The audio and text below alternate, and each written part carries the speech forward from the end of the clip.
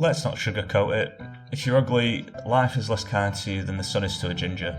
People stare at you, assume you're a serial killer or some kind of sick freak who licks the sweat out of women's shoes and pays for foot jobs at the massage parlour.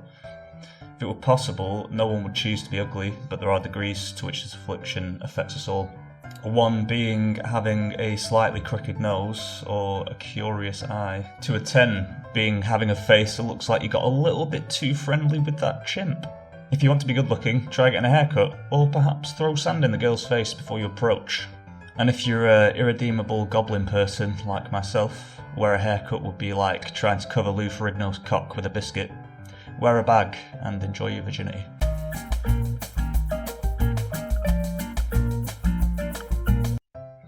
I'm no stranger to stopping a conversation dead in its tracks and leaving a room full of people horrified with a socially retarded comment.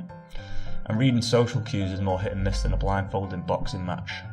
Without social competence, women will cast you face first into the friend zone or the fuck off zone when you make that 10 out of 10 baby in a blender joke at the wrong time, so pay attention. Everyone knows that making a girl laugh gets them wetter than a summer's day in England, but hold off on those thigh slappers for just a moment, young man. Go in and dry with the most offensive joke ever told so loud that Yugi could hear you from the Shadow Realm is a surefire way to get a sore cheek and a free ticket back to Virginia. Granted, this takes some practice, and some people are blessed with the people skills of Ted Bundy, but getting a feel for what makes people not want to be seen with you in public is a must. Or, try to whisper some shit, I don't know.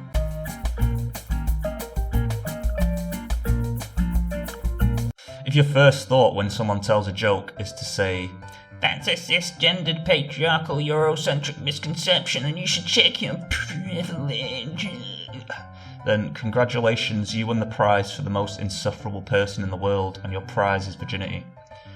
Even if you're not a complete bellend, but your answers to these questions are okay, or cool, or that's so funny, then you might actually get laid because your sedation abilities are on par with Rohypnol. Conversation when it comes to women and friends alike is not the exchange of factual information, contrary to this autistic's belief, but it's rather a tool to improve the mood and create a good vibe. To fix this, we can take some inspiration from comedy class and use the old yes and trick to keep the conversation lubed so you can pass that vibe check. Anyways, so an example, "Ooh, you're ugly," reply with "Yes, and I have a small penis." "Whoa, your Yu-Gi-Oh card collection is so cool." "Yes, and surprisingly I have friends."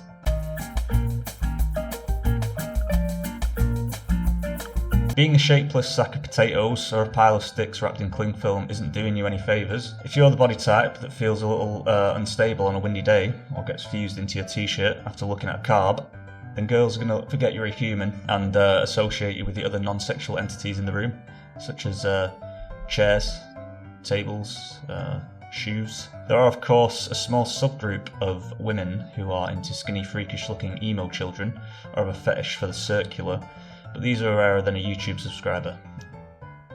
Seriously, subscribe. So if you want to be looked at with the decency and respect of a breathing sentient being, then shoot for average. Not too skinny, not too fat. And who knows, maybe you'll come to love the torture and misery that awaits you in the crucible of iron and steroid sweat.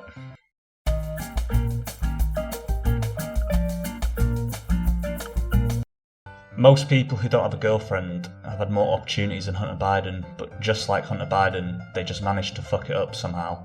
Like, I've seen it myself where my friends have had girls, like, figuratively spread eagle like a roast chicken, begging to be swept into that filthy man pit and treated like a cheap prostitute. And the dude just pretends to miss the signal because he's more terrified of actually interacting with a woman than Honey Boo Boo is of a fucking vegetable. Like a kung fu monk, you must callous that gooey, soft and fragile mind to rejection and shoot your shot with the confidence of those Indian guys in those DMs. You've all seen them. You can either wait for the right time and spend the next 5 years scrolling through that girl's Facebook with one hand, or you can get rejected 200 times and be knee-deep in clunge before you can say restraining order.